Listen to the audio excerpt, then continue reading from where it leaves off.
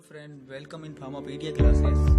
आज हम अपने फार्माकोलॉजी का लेक्चर नंबर 5 जिसका नाम है एंटी हाइपरटेंसिव, उसका पार्ट फर्स्ट पढ़ेंगे। आज हम एंटी हाइपरटेंसिव ड्रग के बारे में पढ़ेंगे। तो सबसे पहले हमें ये पता होना चाहिए कि हाइपरटेंशन किसको बोलते हैं। तो आपने सुना होगा ब्लड प्रेशर के बारे में। जब भी किसी वर्ड के पीछे प्रेशर या फिर टेंशन जुड़ा रहता है तो ये वर्ड डायरेक्टली इंडिकेट करता है फोर्स को। तो ब्लड प्रेशर क्या है? तो ब्लड प्रेशर भी एक टाइप का फोर्स है जो ब्लड के द्वारा लगाया जाता है आर्टरीज की वॉल के ऊपर। अब ये जो फोर्स है ब्लड प्रेशर, इसकी एक रेंज रहती है 80 to 120। यह आपको मालूम है, आपने पढ़ा होगा।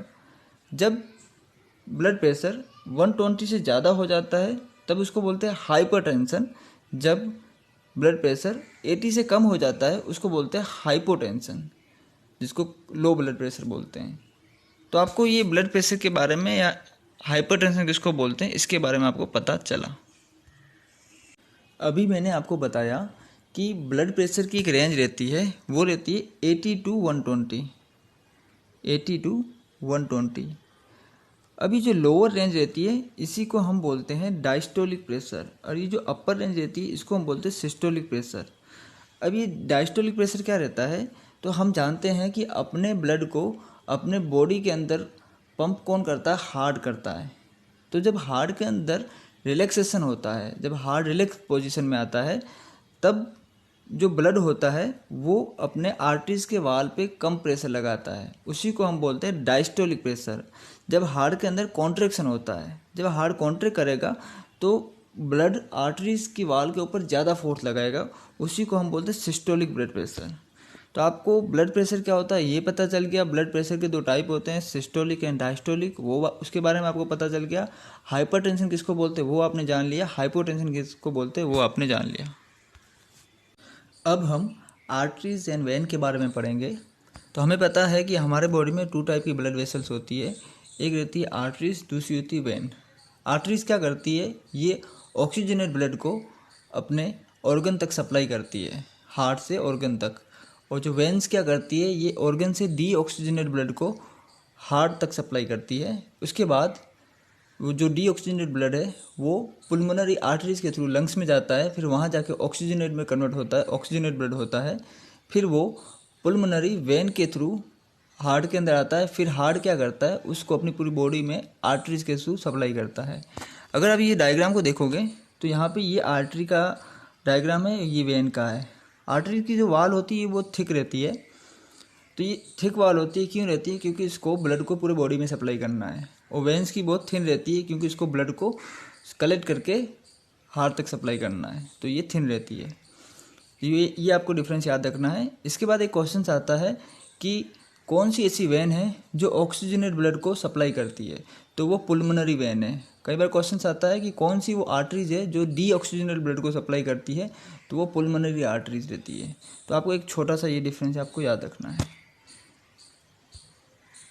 अब हम ये जानेंगे कि अपना ब्लड प्रेशर किस पे डिपेंड रहता है। तो नंबर पहला है वो है कार्डियक आउटपुट पे डिपेंड रहता है। तो कार्डियक आउटपुट का मतलब ये हुआ कि 1 मिनट के अंदर हार्ट कितना ब्लड पंप करता है, उसको बोलते हैं कार्डियक आउटपुट।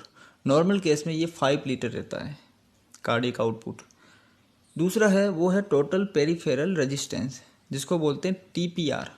तो TPR क्या होता है कि जब ब्लड स्मॉल कैपिलरीज के अंदर से निकलता है तब उसको कितना प्रेशर लगाना पड़ रहा है, उसी को बोलते हैं टोटल पेरिफेरल रेजिस्टेंस। इसके बाद जो थर्ड है वो डिपेंड करता है ब्लड प्रेशर, वो है ब्लड वॉल्यूम के ऊपर। तो ब्लड वॉल्यूम नॉर्मली 5 लीटर रहता है। जब इससे ज़्यादा ब्लड वॉल्यूम बढ़ जाता है तब ब्लड प्रेशर भी बढ़ जाता है। तो ये 3 फैक्टर इसके ऊपर नॉर्मली ब्लड प्रेशर डिपेंड करता है। अब हम ब्लड प्रेशर की रेंज देखेंगे। तो मैंने आपको बताया था कि ब्लड प्रेशर 2 टाइप का होता है, एक होता है सिस्टोलिक, दूसरा होता है डायस्टोलिक। डायस्टोलिक लोअर रेंज रहती है, सिस्टोलिक अपर रेंज रहती है। ये कब होता है ये भी मैंने आपको बताया था। अब हम जो ये ब्लड प्रेशर रहता है इसको हमने कैटेगराइज किया हुआ है। तो जो सबसे पहली है नॉर्मल कंडीशन, उसमें जो सिस्टोलिक है वो 120 से लेस देन होना चाहिए और डायस्टोलिक 80 से लेस देन होना चाहिए। इसके बाद जो प्री हाइपरटेंशन कंडीशन है, तो इसमें क्या होता है कि अभी हाइपरटेंशन इसको नहीं बोल सकते, बट हाइपरटेंशन हो सकता है उससे पहले वाली जो कंडीशन, उसमें जो सिस्टोलिक प्रेशर 120 to 139 रहना चाहिए और इसमें 80 to 89 रहेगा डायस्टोलिक प्रेशर। इसके बाद जो इससे ज़्यादा प्रेशर बढ़ जाता है 139 से, उसको हम बोलते हैं हाइपरटेंशन। अब हमने हाइपरटेंशन को भी 3 स्टेज में क्लासीफाई किया गया है। तो जो पहला स्टेज है वो 140 to 159 रहेगा सिस्टोलिक प्रेशर, और डायस्टोलिक रहेगा 90 to 99। इसके बाद जो सेकंड स्टेज है हाइपरटेंशन की, उसमें जो ब्लड प्रेशर रहेगा वो 160 या उससे ज़्यादा रहेगा सिस्टोलिक प्रेशर, और डायस्टोलिक रहेगा 100 या 100 से ज़्यादा। इसके बाद जो हाइपरटेंसिव क्राइसिस बोलते हैं, जो सीवियर कंडीशन है, उसमें 180 से भी ज़्यादा सिस्टोलिक प्रेशर हो जाता है और डायस्टोलिक प्रेशर भी 110 से ज़्यादा हो जाता है। अब ये जो रेंज है हाइपरटेंशन की, ये आपको याद रहनी चाहिए, क्योंकि किसी ड्रग में लिखा रहता है कि ये ड्रग हाइपरटेंसिव क्राइसिस में यूज की जाएगी। तब आपके दिमाग में आ जाना चाहिए कि उस टाइम ब्लड प्रेशर की रेंज क्या रहती है। कभी बार ऐसा होता है कि ये ड्रग स्टेज फर्स्ट में यूज़ की जाएगी, ये ड्रग स्टेज सेकंड में यूज़ की जाएगी, तब आपको रेंज पता रहनी चाहिए। तो ये है रेंज, आपको याद रखनी है। अब हम एंजियोटेंसिन साइकिल के बारे में पढ़ेंगे। ये साइकिल इम्पोर्टेंट रोल प्ले करती है ब्लड प्रेशर के रेगुलेशन में। जब अपना ब्लड प्रेशर कम हो जाता है तब अपनी किडनी से रेनिन निकलता है। ये रेनिन एंजियोटेंसिन जन को एंजियोटेंसिन 1 में कन्वर्ट करता है। फिर ये एंजियोटेंसिन 1 लंग्स में जाता है। वहाँ एक एंजाइम होता है जिसका नाम होता है एंजियोटेंसिन कन्वर्टिंग एंजाइम। ये एंजाइम एंजियोटेंसिन 1 को एंजियोटेंसिन 2 में कन्वर्ट करता है। अभी जो एंजियोटेंसिन 2 है, इसके बहुत सारे रोल रहते हैं, इसके रिसेप्टर रहते हैं अपनी बॉडी पे, वहाँ पे जाके ये अपना एक्शन देता है। जैसे कि सबसे पहले ये अपना एक्शन देता है किडनी के अंदर।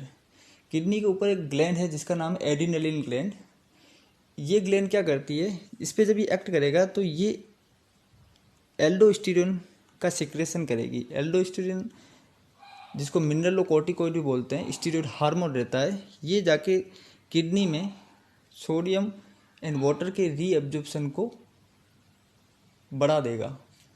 तो जब सोडियम वाटर का रीअब्जॉर्प्शन बढ़ेगा तो अपना ब्लड वॉल्यूम बढ़ जाएगा। जब ब्लड वॉल्यूम बढ़ जाएगा तो ब्लड प्रेशर भी बढ़ जाएगा। दूसरा इसका एक्शन रहता है कि ये एडीएच के सिक्रेशन को बढ़ा देता है। एडीएच मतलब एंटी डायूरेटिक हार्मोन।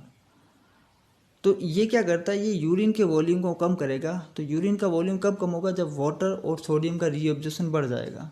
तो यूरिन का वॉल्यूम कम हुआ तो वाटर सोडियम का रीअब्जॉर्प्शन बढ़ा, मतलब ब्लड का वॉल्यूम भी बढ़ गया। जब ब्लड का वॉल्यूम बढ़ा तो ब्लड प्रेशर भी बढ़ गया। इसके बाद ये एक्शन देता है ब्लड वेसल के ऊपर। ब्लड वेसल में आर्टरी जो रहती है, आर्टरी के ऊपर ये क्या करता है, वेसो कॉन्ट्रैक्शन करता है। जब वेसो कॉन्ट्रैक्शन करेगा तो आर्टरीज के अंदर स्पेस कम हो जाएगा। जब स्पेस कम होगा तो ब्लड उस पर ज़्यादा फोर्स लगाएगा, जिससे ब्लड प्रेशर बढ़ जाएगा। ये सिंपैथेटिक सिस्टम को भी एक्टिवेट करता है। जब सिंपैथेटिक सिस्टम एक्टिवेट होगा तो सिंपैथेटिक के जो न्यूरोट्रांसमीटर है, एड्रिनलिन, नॉन एड्रिनलिन, ये हार्ट पे क्या करेंगे, कॉन्ट्रैक्शन बढ़ा देंगे बीटा 1 रिसेप्टर के थ्रू। जब हार्ट पे कॉन्ट्रैक्शन बढ़ेगा, हार्ट के ऊपर फोर्स बढ़ेगा, तब भी ब्लड प्रेशर बढ़ता है। या फिर ये क्या करेंगे, थ्रस्ट को बढ़ा देंगे, मतलब प्यास ज़्यादा लगेगी, जिससे हम बहुत सारा पानी पिएंगे, जिससे भी ब्लड वॉल्यूम बढ़ जाएगा। तो इसी तरह ये ब्लड प्रेशर मेंटेन करता है, ये पूरा सिस्टम।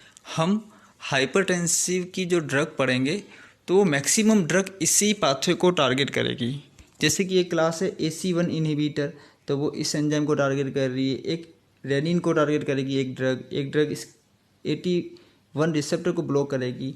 तो इसी तरह हम सारी चीज़ें पढ़ने वाले हैं। अब हम देखेंगे कि एंटी हाइपरटेंसिव के अंदर कौन सी क्लास की ड्रग आती है। तो पहली जो क्लास है वो है डायूरेटिक, दूसरी क्लास है वो बीटा ब्लॉकर, तीसरी क्लास AC इनहिबिटर, चौथी क्लास एंजियोटेंसिन 2 रिसेप्टर ब्लॉकर, पांचवी क्लास है कैल्शियम चैनल ब्लॉकर, छठी क्लास है अल्फा ब्लॉकर, सातवीं क्लास है सेंट्रल एगोनिस्ट, आठवीं क्लास है पेरिफेरल एड्रेनर्जिक इनहिबिटर, नवीं क्लास है वेसोडाइलेटर और 10वीं है रेनिन इनहिबिटर। ये 10 क्लास की ड्रग यूज़ की जाती है हाइपरटेंशन के अंदर। अब इसके अंदर कौन सी ड्रग आती है, जैसे डायूरेटिक में कौन कौन सी डायूरेटिक यूज़ करेंगे, बीटा ब्लॉकर में कौन से बीटा ब्लॉकर यूज़ करेंगे, तो वो सब हम नेक्स्ट वीडियो में पढ़ेंगे। तो आज अपना इतना ही वीडियो रहेगा, और आप मेरे चैनल को सब्सक्राइब करो, लाइक करो वीडियो को एंड शेयर करो। Thank you.